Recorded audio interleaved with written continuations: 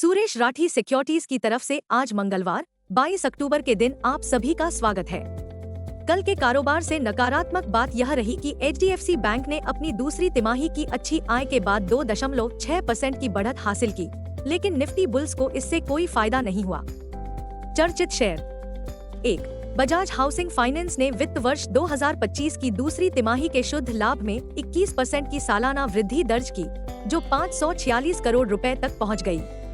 यह Bajaj housing finance की हाल ही में संपन्न आईपीओ के बाद पहली आय रिपोर्ट है, जिसे 64 गुना अधिक सब्सक्राइब किया गया था और कुल 3.24 लाख करोड़ रुपए का निवेश हुआ था। 2.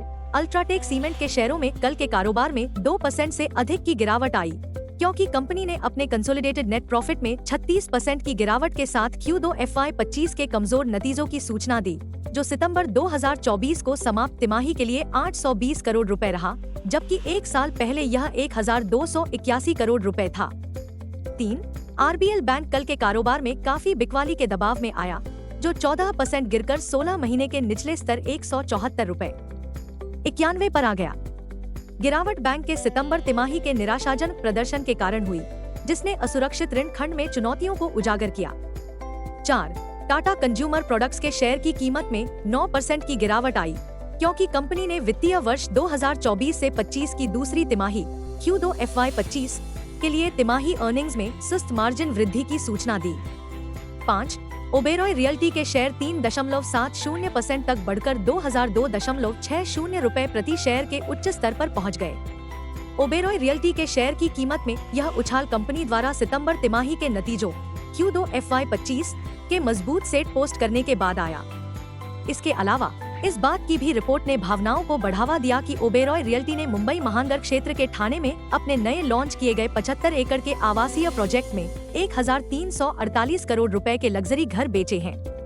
Q2 अर्निंग्स रिपोर्ट आज आने वाली है, मंगलवार 22 अक्टूबर। Bajaj finance, can fin home, Coforge, ICICI prudential life, Indus tower, M&M financial, Paytm, Persistent. Market trends. वैश्विक संकेत नकारात्मक हैं। कल के कारोबार में FII 2262 करोड़ रुपए के शुद्ध विक्रेता रहे, जबकि DII ने 3226 करोड़ रुपए के शेयर खरीदे।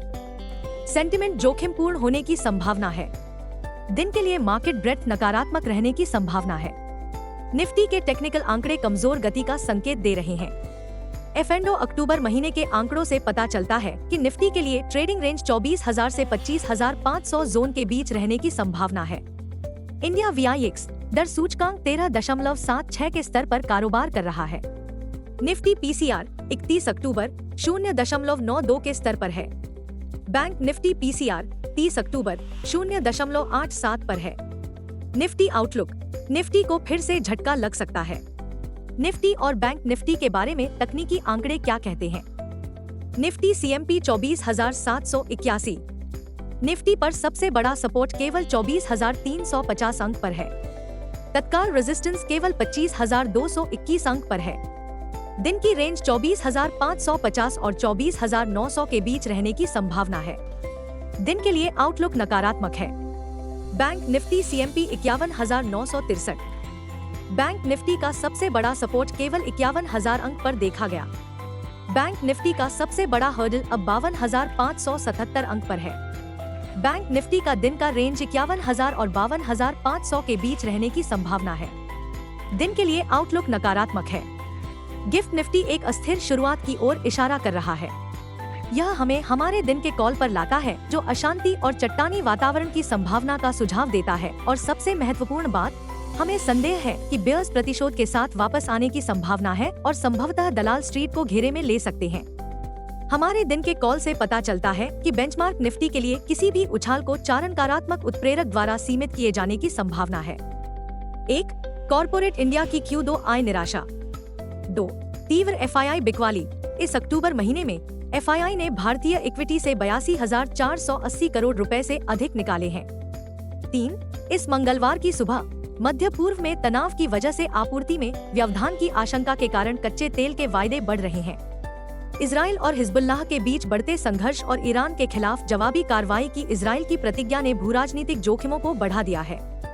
सप्ताहांत में हिजबुल्लाह के ड्रोन ने प्रधानमंत्री नेतन्याहू के आवास को निशाना बनाया, जिसके कारण इजरायल ने लेबनान में सैन्य अभियान शुरू कर दिया। 4. व्यापारी महाराष्ट्र विधानसभा चुनावों के लिए भी तैयार हैं, जो 20 नवंबर को एक ही चरण में होंगे।